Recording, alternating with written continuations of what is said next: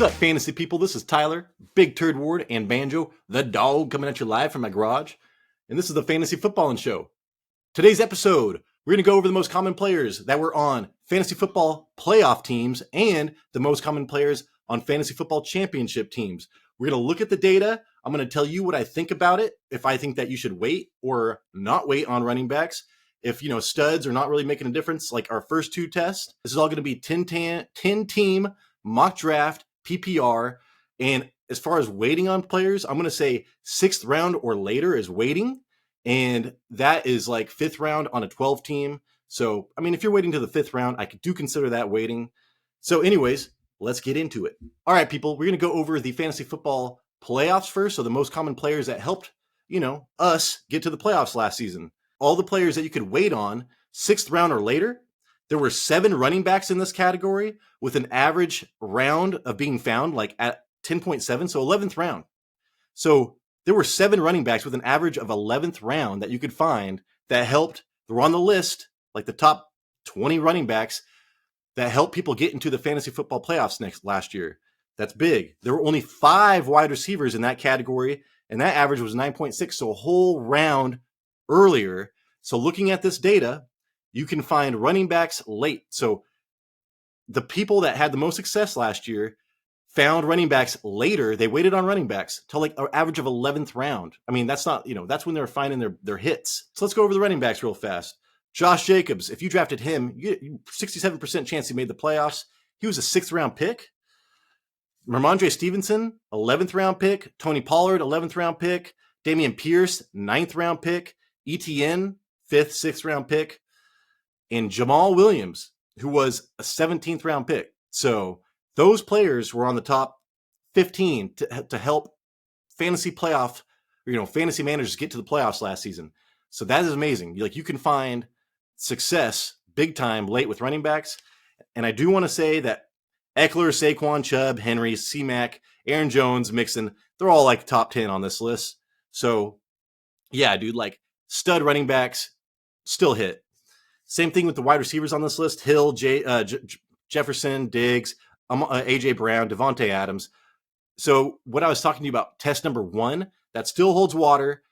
8 busts for running backs in the top 15, 7 busts in the wide receivers top 15, 2 booms, 1 serious injury. If you want to draft running backs or wide receivers in the first round or first 3 rounds, I do not think it really makes a difference right now.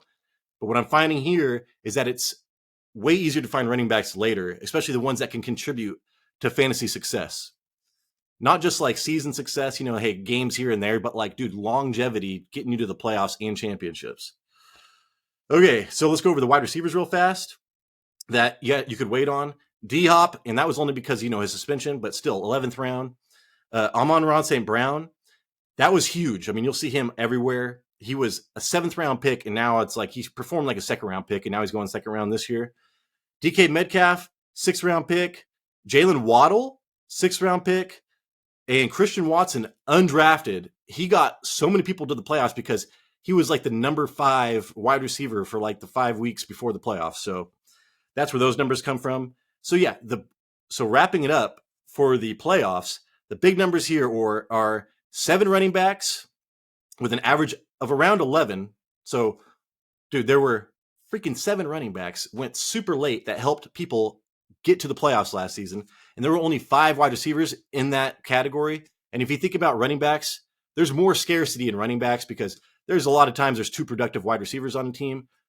Hardly ever is that the case for running backs. So I am believing in right now, just looking at this data, I do want to get my running back early, 1 stud. But then, hey, man, I'm really like, it's going to be hard to find wide receivers late that'll help you get championships. It's not going to be that hard. It's much easier to find running backs late that can help you get to the playoffs and win championships.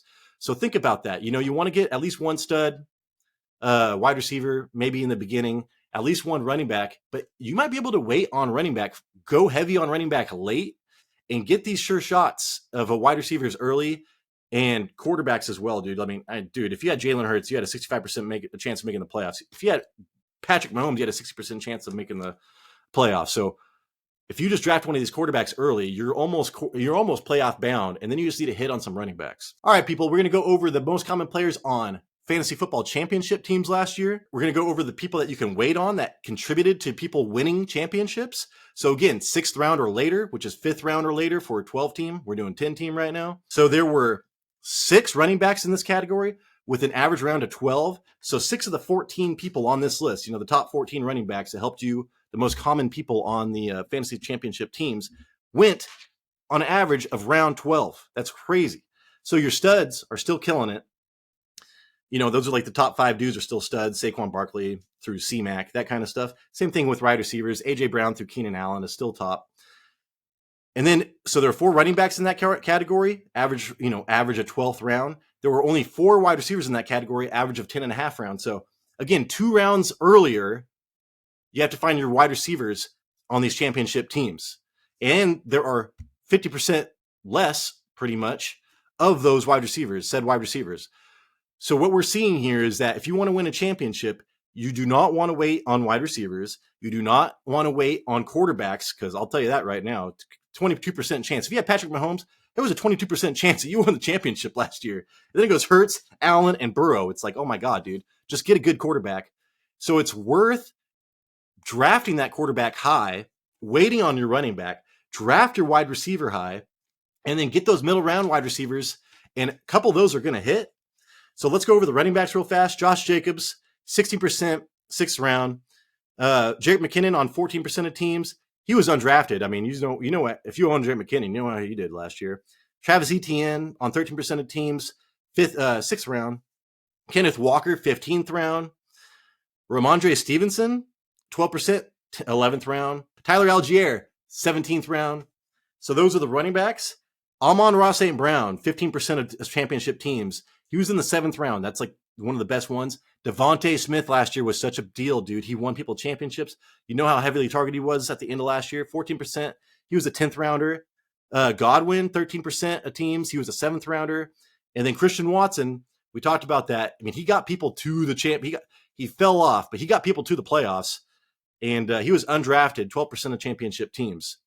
So what are we getting out of this? Test 1 was drafting running backs early. Does it make a difference? We found out that doesn't really make a difference. We're looking at the top of these. Yeah, the most common players are your studs. So, C-Mac through Saquon, A.J. Brown, Justin Jefferson's even on here on championship teams, and he had a terrible championship run. So it's just like, yeah, get your studs. First 2-3 rounds don't really matter. But you can wait on running backs later than wide receivers if you can, and still find success. So that is test number 2. Was, can you wait late? And I think it was like 9 running backs. Anyways, that kind of went towards running backs as well. And then we're looking at championship teams and where they found their running backs. And oh my God, dude, big time. It is running backs having the advantage over wide receivers here. So what I can glean from this information, what did we do? We looked at the championship teams and what running backs and wide receivers were helping them and where they picked them. And then we went over the data, and now we are doing the conclusion, which is, yeah, wait on running backs, take a bunch of running backs late, take a quarterback in the first tier. You want a first-tier quarterback more than likely, because those are, dude, like you're going to be 20% or higher to get to the championship and win the championship. And then what else, dude? I think that's about it. So, hey, if you like this, please give me a like, man. Please subscribe. We need subscriptions. We're like, yeah, it would be amazing. I mean, last week with this video, we got like 4 subscriptions off of this. And that was the most in like months. So I really do appreciate this. And hey, this is Tyler Big Turd Ward, and I appreciate you.